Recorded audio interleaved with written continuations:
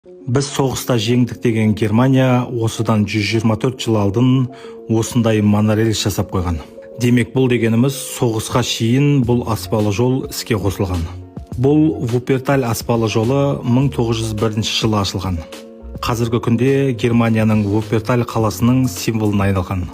Әрине ең бірінші шыққан кезде осындай вагондар болған. Уақыт өте келе заман талабына сай заманауи вагондар пайда болған. 124 жыл ішінде ешқандай жол апаты болмаған. Бұл монорельс бір мезетте 178 адамды сыйдыра алады. Сағатына 60 км жылдамдықпен жүреді.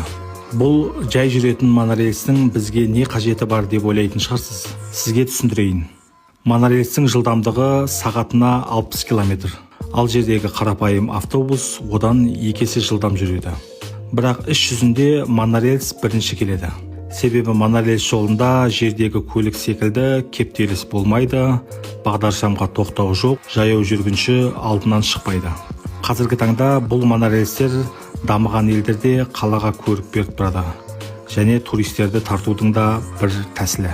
Германиядан кейін Жапония, Қытай, Америка, Корея елдерінде осыдан 60-70 жыл алдын пайда болған. Ал сіз қалай ойлайсыз, бізге мұндай көліктер керек пе? Комментарийге жазып кетіңіз. Осындай қызықты ақпараттарды біліп отырғыңыз келсе, қазақ баласына тіркеліп кетуді ұмытпаңыз.